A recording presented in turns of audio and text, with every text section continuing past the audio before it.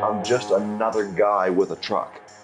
But because I chose to drive all the way from Canada, 1,528 miles, they knew I was coming. And they spread the word. John, they were sharing our Instagram stories all week long, the whole trip down.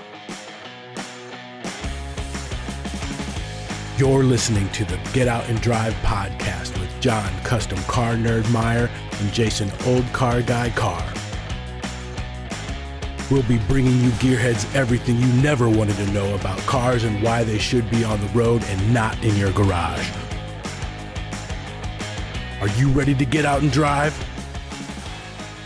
Ladies and gentlemen, welcome back to another super fantastic half-cut episode. Special edition of the Get Out and Drive podcast. My name is Jason, old car guy Carr.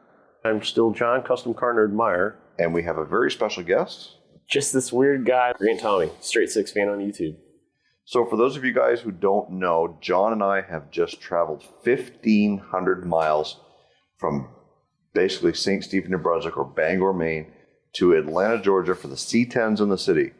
We endured the heat, 85 plus degrees of Atlanta weather. What is that in Celsius? That's a lot. That's like 29 degrees Celsius. Many. Wow. And we had fun at C-10's in the city. Lots of great people, lots of great trucks.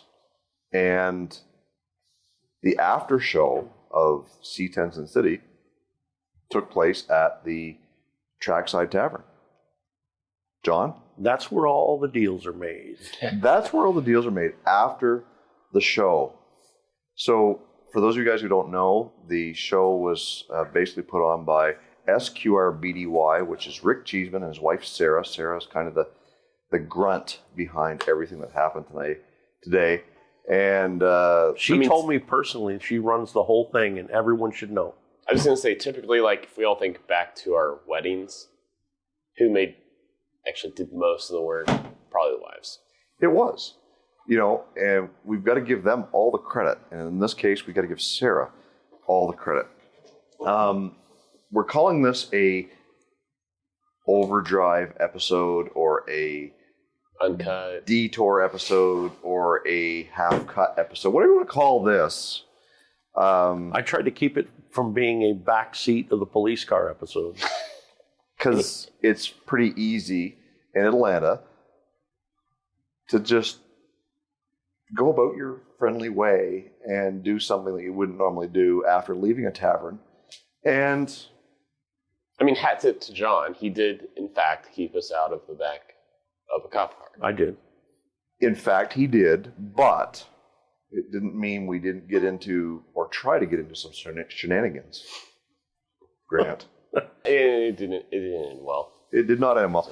The whole point of this podcast is just a laid back, few beers in, just recap the day. So this is like drunk history.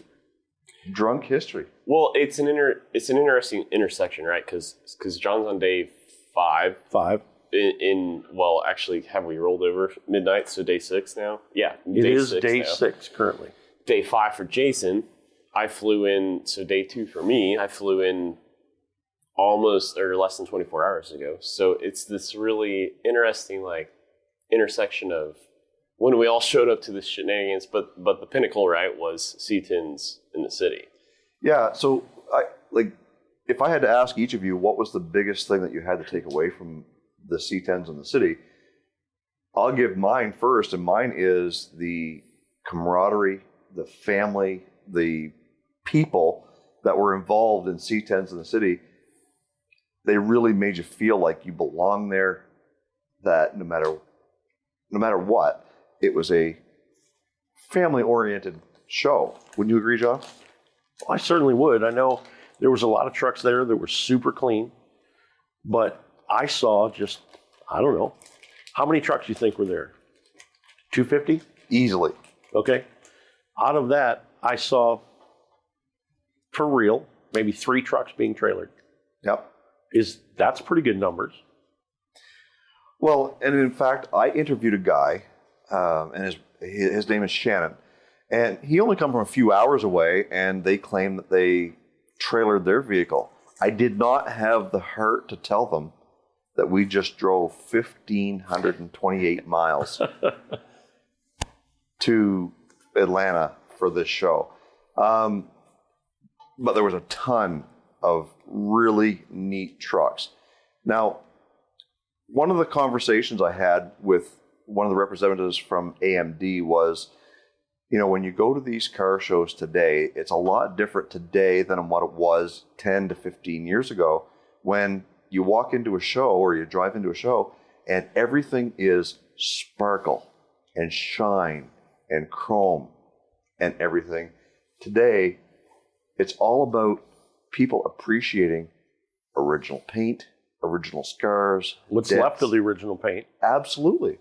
Well, now I want to pause there for a second. So what would you guys suspect that the percentage was of like great paint versus patina versus original paint?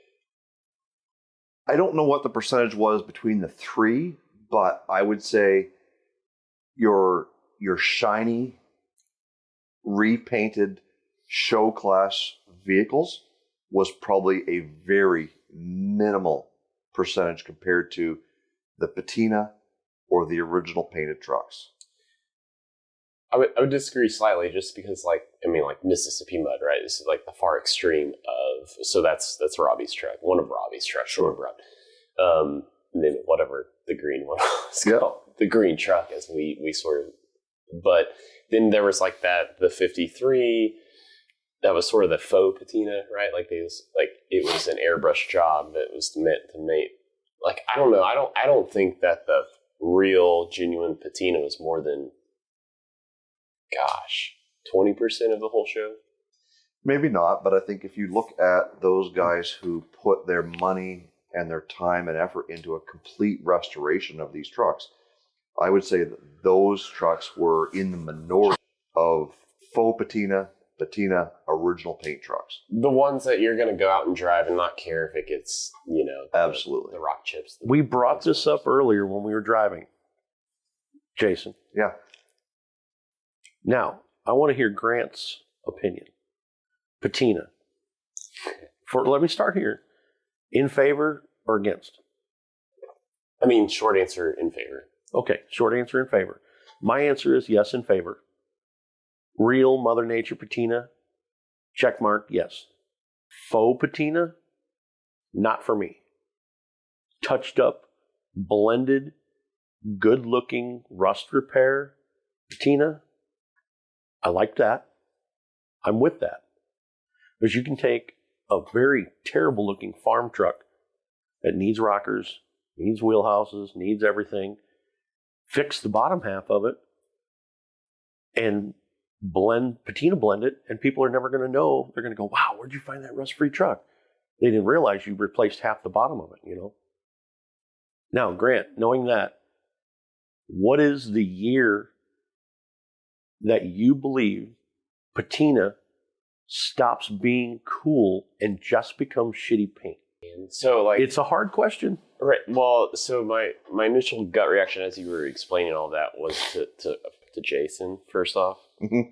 So I like what he did with Dale the truck, right? So like the rocker, like the cab corners clearly needed repair, right? So he addressed the things that like, if I don't do this now, it's only gonna get worse. But like he's got some rust in the rear quarters, like behind the rear wheel wells, that's like, you know what, I can live with that. So Jason's truck's a 77. Yellow, hashtag yellow trim mafia. I mean, yeah. Beige brigade, right? Yeah. Hashtag beige brigade. I feel like there's got to be like a rolling, again, I'm an architect by trade, started my career in historic preservation. It was originally, if you wanted to be on the registry, you had to be a 50-year-old building. So I feel like there's got to be like a rolling clock. It feels like 30 years probably, to answer your question, John. Okay. So first gen Dodge Dakota, rusty roof, paint peeling off, lowered on big wheels. I guess. Is that cool? Yeah. I mean, I don't know. 94 full-size Ram, first year. Nope. It's not 30 years old. It's 29. Paint's peeling. Yeah, paint's peeling off. Dodge paint's flying off. Clear coat's coming off. Looks like hell. Cool? Not cool? Well, I think... Or is it because I've already made a meme and I took a picture of a 53 Chevy that was a field car, rusted all hell. And I said, is this cool? And people said, no, it's a rusty piece of junk. It's a farm car, field car. I said, well, what about this one? It's the same exact car, but on the ground, different attitude. Now all of a sudden people think it's cool. Does altitude affect whether or not you think patina's cool? I think you've got to look at each individual case separately. I don't think you can draw a line at 30 years. Maybe it's 29 or 28 years old. Maybe it's 32 or 33 years old. Like, the thing is, you look at a vehicle. We talked about this, John, in a previous episode on Fox body Mustangs. Yep. With faded paint. They were known to do that. Are they cool because they have patina? Okay, to some degree, maybe, yes. If someone has done the chassis, done the wheels, done the tires, done the motor, done the trans, but left the body in its original condition, is that cool? I believe, yes, it is. But if you're driving a 84 Mustang and it's a piece of crap, and it sounds like a piece of crap, and the wheels are stock and the tires are dry rotted, is that cool? Well, probably not. I think you got to look at each individual case to say whether something is cool or whether it isn't. Grant, what do you think? Well, I'm tempted to. There's a case study out there for exactly what you talked about, but don't really want to alienate that person. So, but I think this discussion, there's a nuance to this discussion where there's patina, right? Like, that's a category, and then there's survivor car, right? So take my Grand Prix, doesn't have patina. I wouldn't call it patina at all. There's really bad paint match repair on some rock chips and things like that. So I think, like, car that era, 1979, only 2 years newer than your 77 square body. Like, I think there's a case to be made to say, well, there's survivor car and then there's patina. And I think what you just said, there's a time to do this case by case study and say patina or survivor car, or do just paint it. Well, and I think that we all can agree, the three of us sitting here can agree that when you walk into a car show and you see a car that's, well, first of all, you've heard it roll in and it sounds amazing. Someone's clearly done the engine and the exhaust to make it sound the way it does. And it rolls in and maybe the paint's not 100% perfect. But then there's these guys who pull in with their 35-year-old whatever it is, and just because it's 35 years old, they think it's cool, but it's a piece of crap. There is certainly a line that needs to be drawn between someone who's taken the time to do minor repairs to try and keep it as original as possible. Maybe they've done the drivetrain to make it more reliable. That patina becomes a secondary part of whether that thing is cool or not. John, I don't know. Patina on an OBS Chevy truck. Yes or no? Yes, I think it's possible. You think it'd pull that off? I think an OBS truck with patina can be pulled off. There's very few areas of North America that will produce natural patina. Crispy. You've got the deserts of New Mexico, Arizona, Texas, maybe Florida. Some of those places are going to produce that sunburnt patina that some guys are looking for on fairly modern trucks like OBSs, like brick nose and bull nose Fords. First gen S10. Gen S10. For clarity, just for the listeners out there, right? So when you say OBS Chevy, I assume you mean 80 to 98 range, Absolutely. right? Well, and I'd say OBS because that phrase has been coined, but I call them CKs. Well, what I was getting at was, like, I think there needs to be a mental mind shift to what patina means for that era, right? So, like, that era of, especially the earlier, like the 88 through, well, we'll call it 92, like the clear coat burned off super fast, right? Sure. So patina, as we know it, or what you think, what you probably naturally go to for something older is way different than that 88 to 98, like quote unquote patina actually probably means like that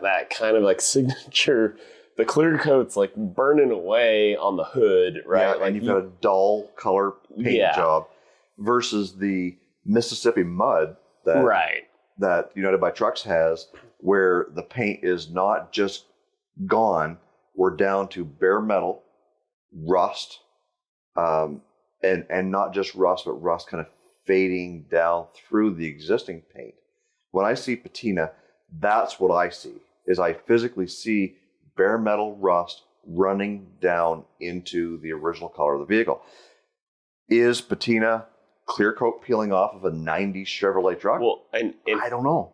I personally think so. I think it's a moving target, right? Because, and I don't want to derail the whole conversation and turn it into a whole nother subject matter that we're not talking about. But like, Jason, you and I, we did a show once upon a time talking about like rat rod is the most, like, everybody's got a different definition of what rat rod means. Yeah. And so I think the important thing to the discussion that we're having is for patina to be like this thing, you also have, like, the body has to be, say, 93% straight, right? Like, yeah, it's going to have some nicks, some bruises, and some little dents here and there, but like, okay, straighten the body out first before you'll live with the patina thing. And I think that is like mission critical to what we're talking about. So you don't want an CK OBS truck that looks like it's been through a hurricane and then it's on 24-inch wheels on the ground. Or a hailstorm. Or something like that. I mean, because you talk about peel and clear coat.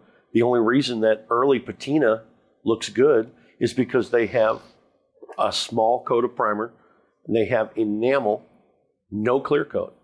So now we're going post 81, 82, you get into clear coat on square bodies. There were several two-tone dark blue, light blue squares there today that had OE clear coat peeling off of them.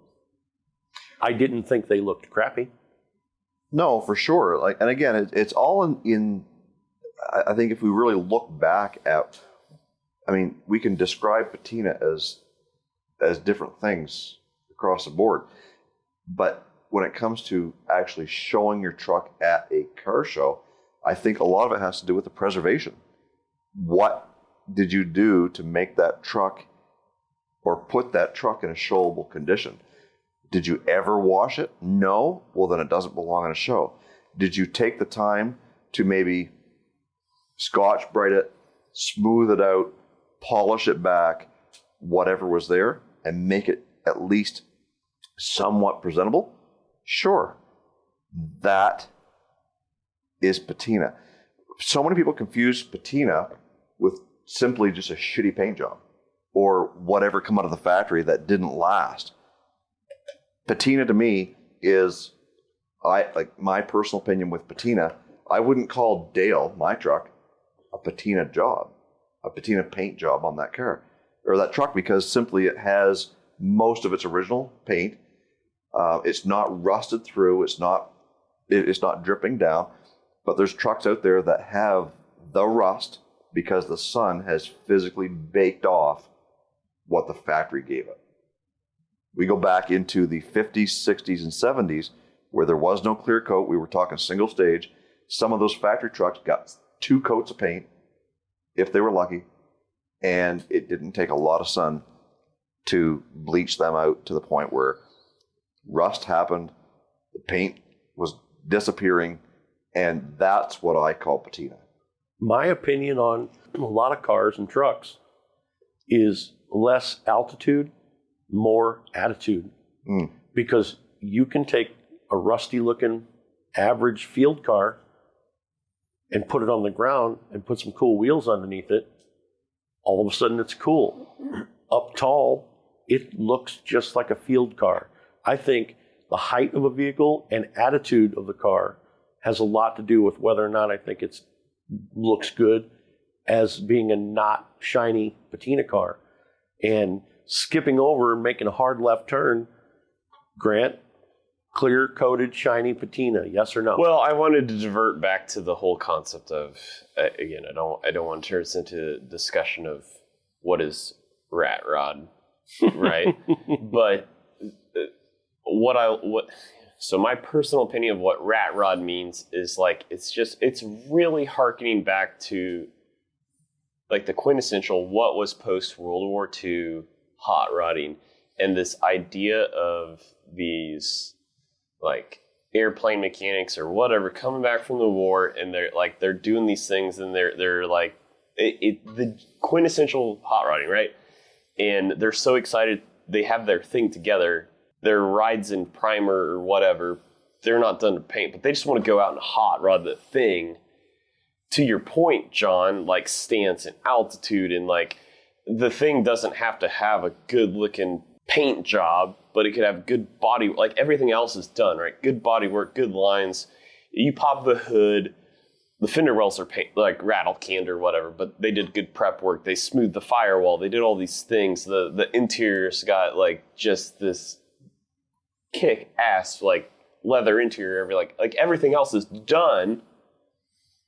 I don't want to discredit what this person has done for the whole composition of what the ride is, like the suspension, like they four-linked it, they coilovers, like everything else is done, right? Like it's still a hot rod. It's still, they did it. I'm not going to discredit it just because it doesn't have like a candy apple red paint job on it.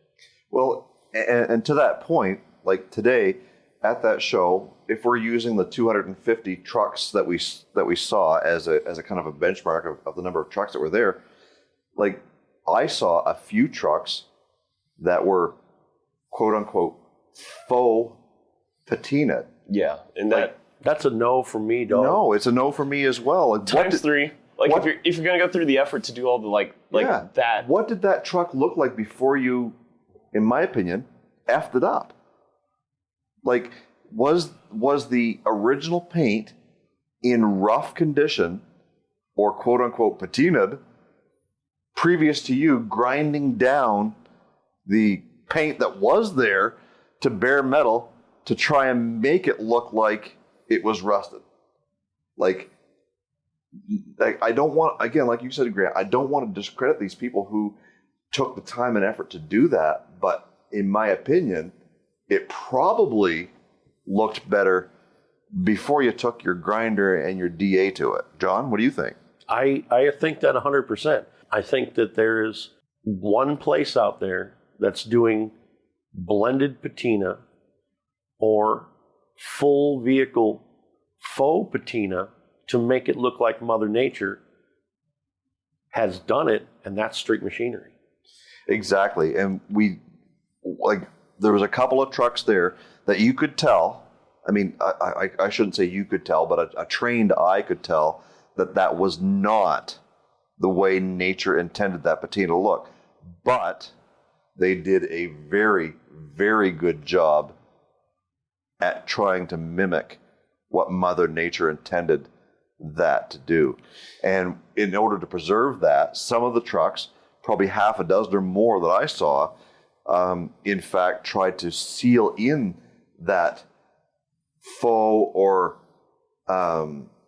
Mother Nature looking patina with a satin type clear coat or even a gloss clear coat to try to maintain what either Mother Nature had done or what they had intended to look like Mother Nature had done. Grant, I don't know about you, but there was a few trucks there that looked presentable with the faux-ish patina. So two thoughts, like one, like again, in the effort to suck up to you, Jason, right? With Dale truck, like there's a difference between like blending, which I think you did, right? Like you like, okay, I've got to make this cab corner repair. I've got to make it like, you know, you got to like match like the character of the truck, right? So there's blending, and then again, I'm gonna reach back to as an architect in historic preservation years ago, there's the idea of, man, everything's got a story to tell. And so when I clear coat the patina of this truck, it's encapsulating or like, dude, this truck's had a rough life.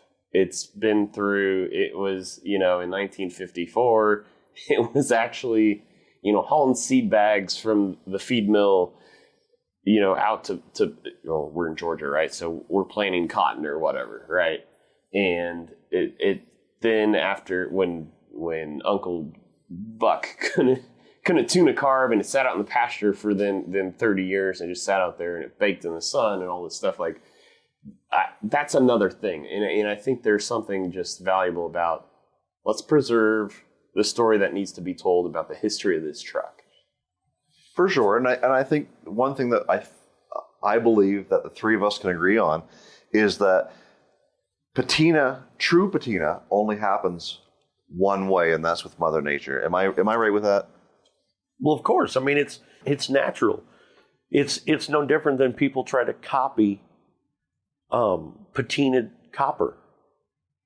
You can do whatever you want to, but real copper patina looks like the Statue of Liberty.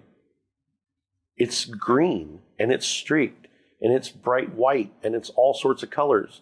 I think there's people out there that are trying to replicate what they believe Mother Nature, they've done no research, and they grab a red, brown rattle can and they're like, okay, here a little, here a little, here a little, here a little, and it looks like your 4-year-old did it.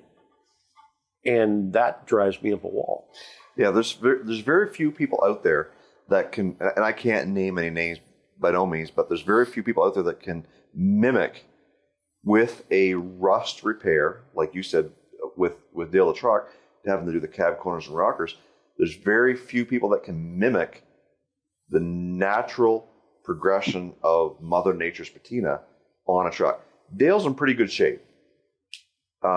It's got a few nicks and a few scratches here and there, but being able to do the cab corners and rocker panels and match the paint of the time was fairly simple. I didn't have a lot of patina necessarily to have to mimic, but there's guys out there that are doing roof rail repairs or door sill repairs or whatever, that they're trying to mimic the patina that the truck came with and failing miserably.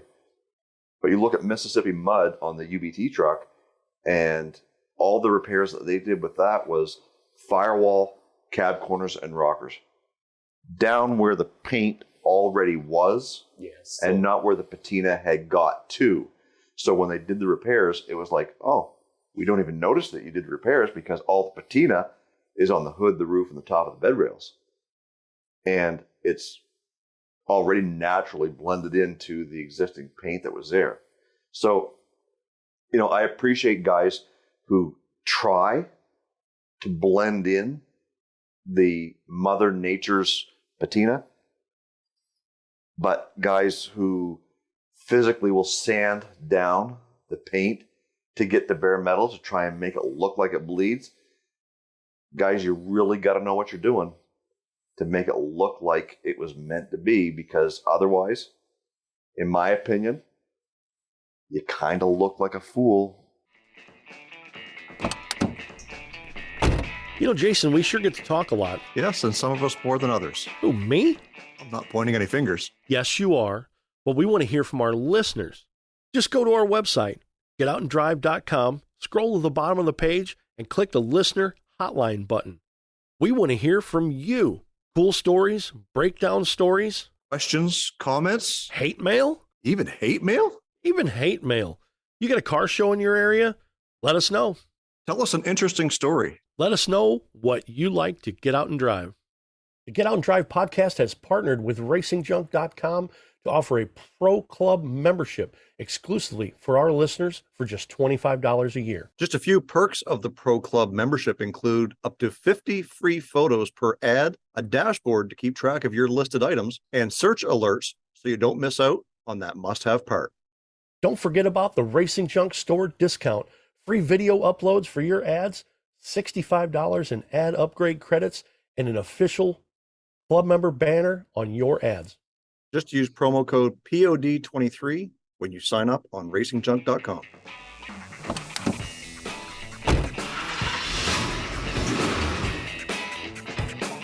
Grant, you're a G-body guy, right?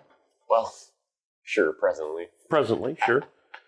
You know, I'm a pretty diehard G-body guy. At a show, would you walk up to a G-body that was a Pro Touring car that had a leather interior in it and great wheels and a finished engine compartment and Mother Nature patina? Would you look at that, or would you, that doesn't carry over to that type of vehicle with you? That's interesting, because like through this discussion, I was thinking long and hard about. That's what she said. Sure. so while they're up, his airbrush artist, I think on Instagram is like Sin City FX or something. Yeah, like so, yeah. like at some point in time, right? Like if you're like, I'm thinking of Steve Darnell's one of his like semi rollback, like, you know, he adds a sleeper cab to a bot. Like at some point, if you want to homogenize or make a consistent like composition, like maybe there's a time and a place to do the faux patina, I guess. But like, as you said, I once upon a time lobbed the idea about like this idea for my Grand Prix. All right, like this thing came out of this like toxic, like do that like rust is dripping.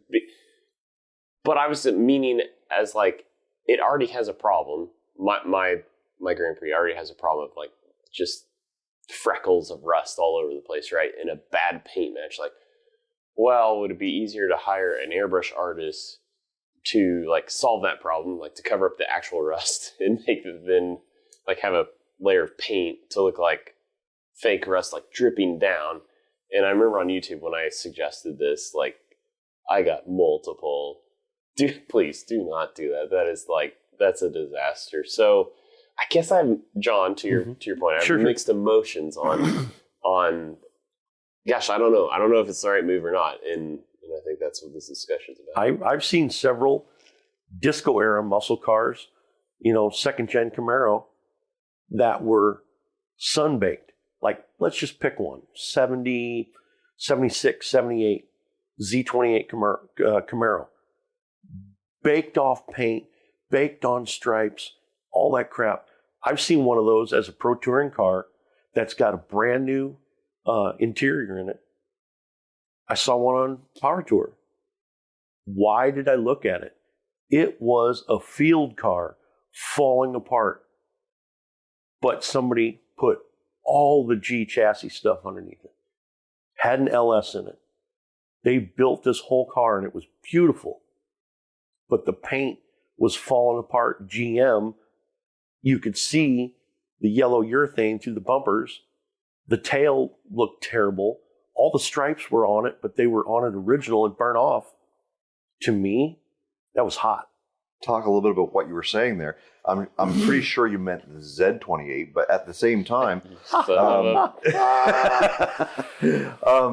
like we continue to talk about patina and whether faux patina or real Mother Nature patina is good on a car. So my thoughts are, Mother Nature, you can't match it.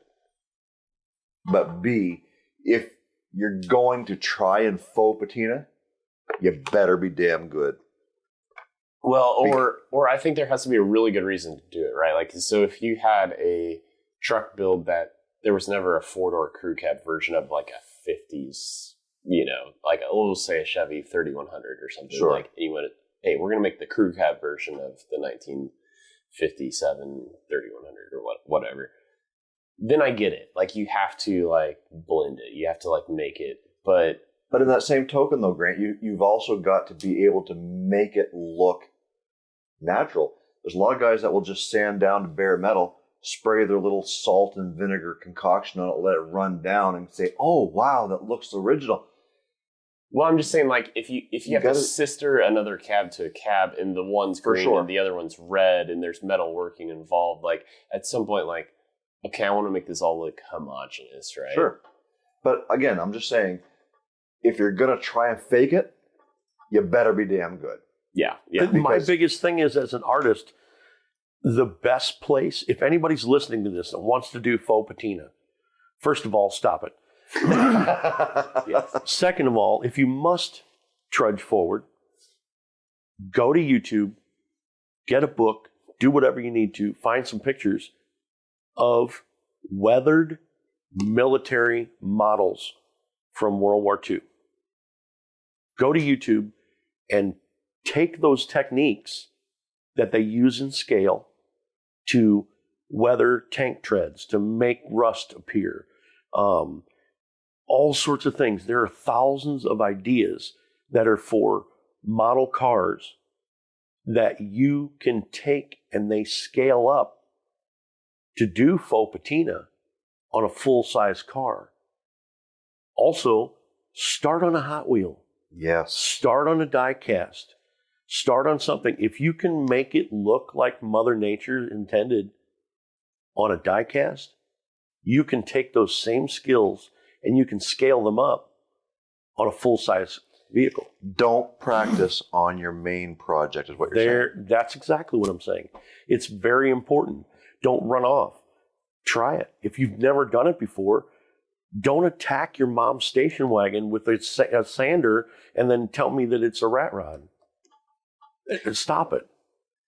So I want to reset the conversation a little bit because I think it's a little bit of a disservice to what the day was, right? Like we were at C-10's in the city. Yeah, we got a little off. No, I mean it's a great conversation. Like I do want to like bookend this conversation. I think it's still one that needs to be like, let's finish it out, right? Let's talk about it just a little bit more. But I do want to like just make sure we hit on the efforts that Sarah and most certainly and Rick did to put this thing together. Absolutely.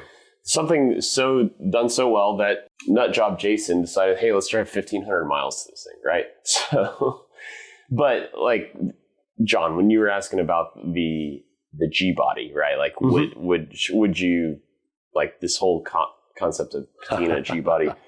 Power Nation, right? So the Detroit Muscle did a Fox body build, like in the square, the 4i version, right before the Aero nose.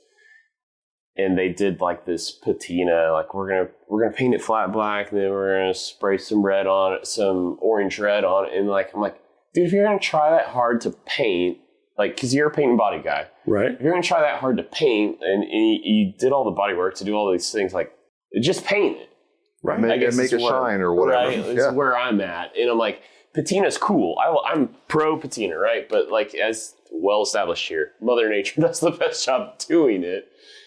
So Fox, I think, my two builds, right, were Fox body Fairmont and G body. So John, I'll bounce it back to you. Is that trying too hard there if you're familiar with that build, I guess? Yes. Yeah. Oh yeah. I'm going to go ahead and say yes, trying too hard. I think it was jumping on a bandwagon kind of thing. Do your best with what you have. Please don't sand the paint off your mom's station wagon. Please don't run out and buy a late model Honda and only take the paint off the hood. That type of stuff. Please stop building what somebody tries to force a rat rod late model BMW 4-door. Just my opinion. It's a hard line to walk. It really is. It certainly is. And I mean, so much so that it warranted this conversation that we're having today. And like Grant said, we don't want to take away from the fact that we saw a very well organized, an awesome turnout of a show at C-10's in the City 2023 Atlanta. I can only see this particular show growing beyond what it was this year, and probably tenfold in very short years to come. Sarah and Rick have done an awesome job at what they do with this show. I mean, shoot, they got me motivated to drive Dale the truck 1,500 miles.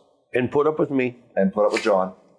And soon Grant. Well, yeah, I mean, as you said, the car community, how like one of the comments earlier was how accepting people are. I mean, I'm the resident Ford guy right here. Yeah. Right? Like, and we're at the bar, we're at the Trackside Tavern, and it's all just like, I mean, it's networking, and we're buds, we're swapping Absolutely, stories. and it wouldn't matter whether you were a Ford guy, a Dodge guy, a Toyota guy, whatever it happened to be, right? When you're part of a community, Everyone's together. I don't know how many times in the last 4 or 5 days somebody has reached out to me and said, hey, if you need anything, call me or reach out to me, because if I can't help you, I know somebody that can. How amazing is that over a 1,500-mile span that there's that much of a community willing to look after one person? Maybe they haven't met you yet. Apparently they have not. Maybe that's why they want to help. Either way you look at it. Succumb to the beard. It's the beard. It's got to be the beard. No matter how you look at it, it's community related. I think if you're a Ford Mustang guy, or narrow it down even further to a Fox body community, those guys are going to look after each other. If you're G-body community, they're going to look after you. It doesn't matter.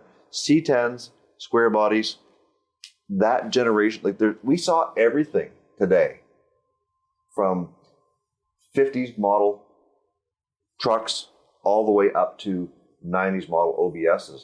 And we were all part of the same community, no matter which direction we were coming from. It didn't matter whether you were white, black, Latino, whatever. All those people were there today to be a part of one community, to come together and share their love and their experience of C-10s and Chevy trucks. Well, just real quick, maybe it's worth going around the horn. What were maybe the top 2 trucks that stood out for everybody? And if you can't decide, we'll give you an honorable mention, right? So, John, we'll start with you. Top 2 trucks and honorable mention if you got one. Hard to say. I can probably say I liked the blue crew cab square dually that was on 22 Alcoas. Absolutely.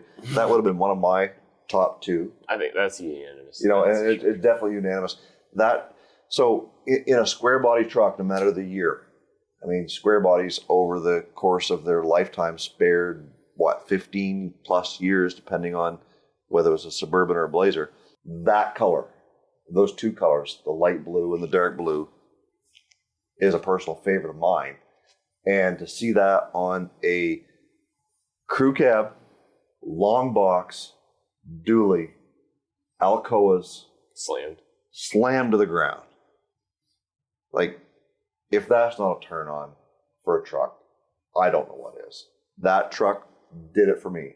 And before I had the opportunity to get back to the owner to talk to him or her, it was gone.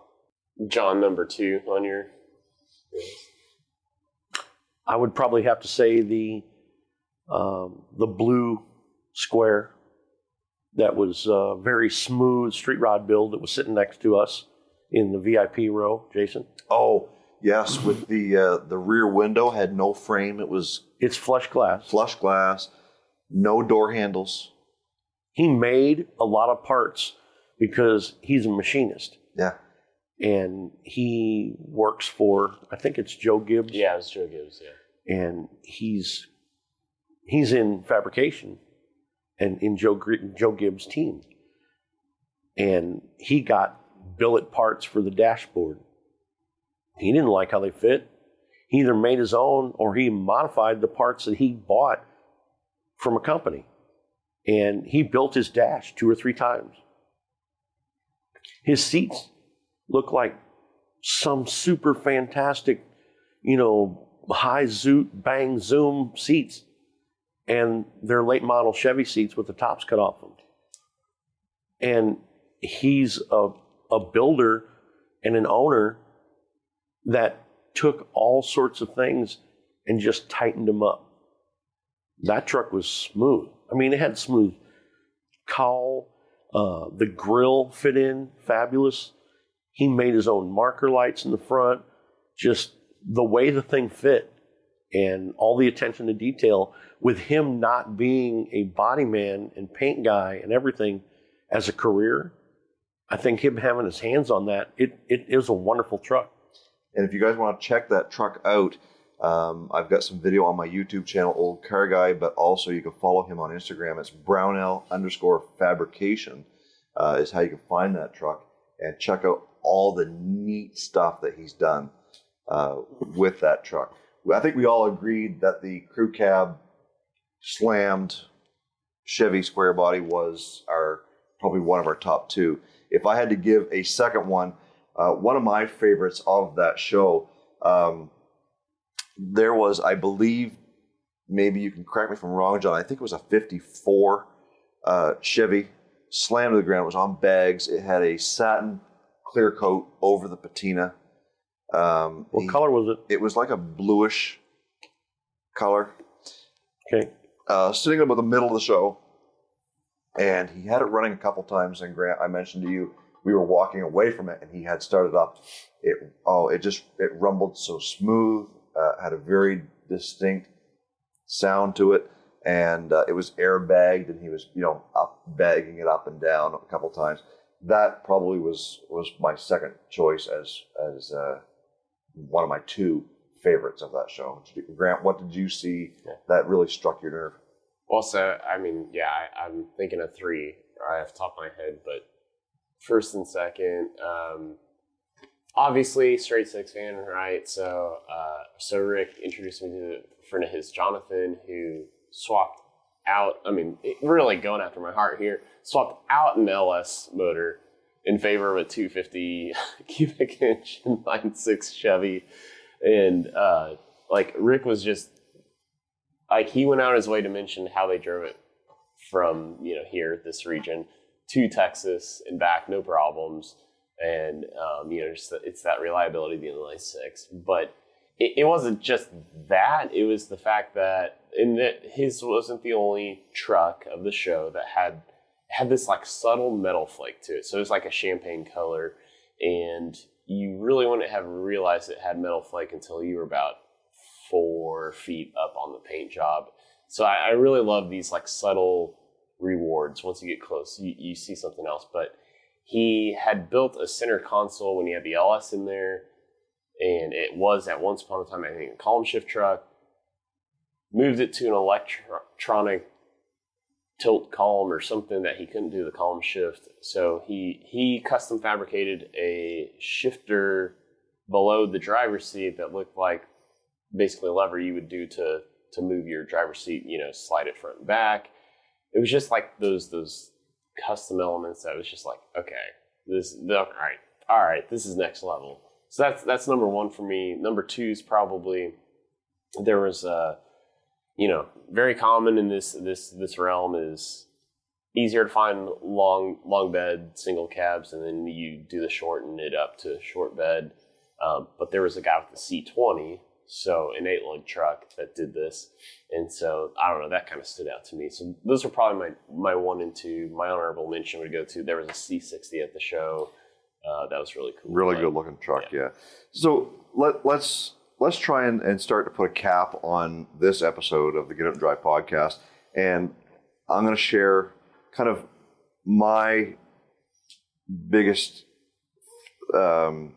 experience of C-10's in the city 2023. And that was, and John, you can attest to this a little bit, is I don't know how many times people would see my truck and see my license plate that said New Brunswick, Canada, and say, "Oh, you're that guy." Well, it happened when they were washing the truck. Yeah, we pulled in. We were there 2.5 minutes, and they're like, "Oh, holy crap! You're that. That's him. You're that guy. You're that guy."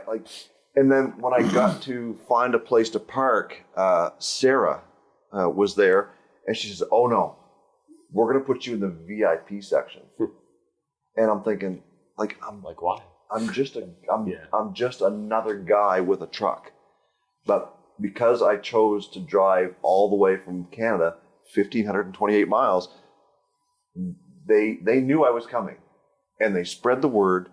John, they were sharing our Instagram stories all week long, the whole trip down, and at least a dozen people knew who I was just because Rick and Sarah were sharing our stories, and they knew we were coming. That goes back to the camaraderie. Absolutely. That was my biggest takeaway from this show, was that we are truly a community and that people are looking out for you. and that they're willing to put you out there because of one little thing. And for me, that one little thing was, I'm from Canada. Well, I mean, to that point, like it proves the camaraderie is more than nationwide. Absolutely.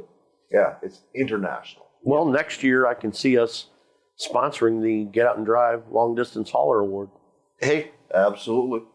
You know, we sponsor it just because it's us doesn't mean we can't be a part of it. Grant, what did you find to be one of your biggest experiences of the C-10s? Again, Well, the experience, yeah. So, you know, we're at the Trackside Tavern in, what's the suburb we're in? What's the little... Decatur, yeah. Okay, so, you know, Mob Steel Emma on Instagram, like, the fact that she actually acknowledged that, oh yeah, I know I've chatted with you in DMs, like, but it's great to finally meet you. I'm like, no, I just assumed you were like I just assume she probably fields rando DMs on the use, right? So the fact that she's like, no, I had submitted when I was doing my Fairmont build, like they were doing a virtual car show during COVID. So it's 2023. That was 2020. 3 years later, we finally meet each other for the first time. She's like, oh no, I remember your video composition. And I'm like, wait, what? So that, like, for me, it's like, again, I'm the black sheep right here, right? The Ford guy, the fish out of water, like, and someone very prominent in this whole scene, you know, with the Detroit Steel Wheels, recognizes me. And I'm truly blown away. John, your big takeaway from the day, this whole experience? The camaraderie and talking with Eddie Cabrego, with AMD, and he was extremely helpful. Let me talk to a bunch of different key people, and talking with Robbie from UBT, just getting us involved and saying, hey, these guys are cool. Hey, have you talked to these guys? And then this person invites you to talk to this person, invites you to talk to this person. And it's networking, 100%. And I think that's camaraderie and networking. And there's so many channels that I follow that I constantly repost their stuff. That helps them. Anybody and everybody that I can help bring them up and repost everything and keep them going. I saw that at this show today. Anytime you'd be like, oh yeah, you know, here, I'm John, Get Out and Drive podcast. And I'm always promoting and I'm shoving my decals and everything down everybody's throat. People are like, oh man, this is bitching. They reach into their pocket and they do a decal swap. And it was instant that people were like, oh yeah, that's cool. Here's my stuff. Oh, here's my stuff. And people whip their phone out and they're like, hang on 1 second. Oh shit, I already follow you.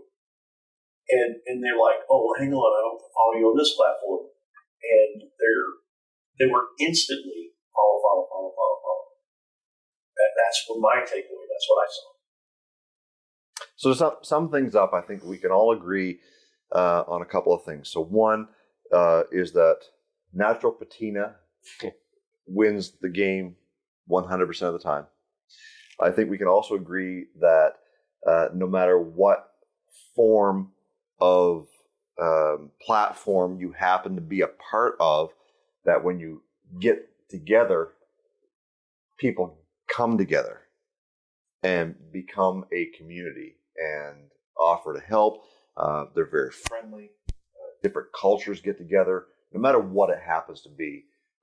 In this case today, it just happened to be C-10s. Well, or as Robbie says, united by trucks. United by trucks, absolutely. And that's kind of the whole point of this show today. Do I see C-10s in the city becoming more of a UBT, United by Trucks, type of a show? Quite possibly. I wouldn't want to put my name on that by no means. But at the end of the day, I think that we can all agree we had a great time. We saw a lot of really nice trucks, and that Rick and Sarah put on a really great show. Yeah, that was the thing I wanted to lean into a little more is number 3, Rick and Sarah. We all, if there truly were 250 trucks there today, right? Like 250 people got to really enjoy themselves based off of the hard work, the planning. And I think that stuff goes unnoticed sometimes, and can't say enough about thank you. Thank you, Rick and Sarah, for putting this on, for giving us a destination today. Yeah, absolutely. And the whole point of the show today was to support the Pink Fund in support of cancer awareness. They were giving away some door prizes, and some of those, one of those door prizes even said F cancer, basically because they're doing everything they can, because Sarah had her bout with breast cancer, that they wanted to make sure that they could raise some money to help others in need. And like I said when I was interviewing Sarah, two great things. One was a really great Chuck show. Two was for a really good cause. So I think we can kind of put a pin in that and say thank you to Rick and Sarah for such a great show, for such a great cause. And we hope that maybe next year, Get Out and Drive podcast can be part of it again. National Get Out and Drive Day is slated for October 1st, 2023. Have you signed up yet? Visit getoutanddrive.com for more details. Cruise on over to our website, getoutanddrive.com, for all the info you never wanted to know about our podcast. Hit us up on our listener hotline, be the first to know what's happening, get industry news, and grab your Get Out and Drive merch. Connect with us on social media. Find us on Facebook, Instagram, and TikTok. Follow us on Twitter at Get Out and Drive Pod. What drives you?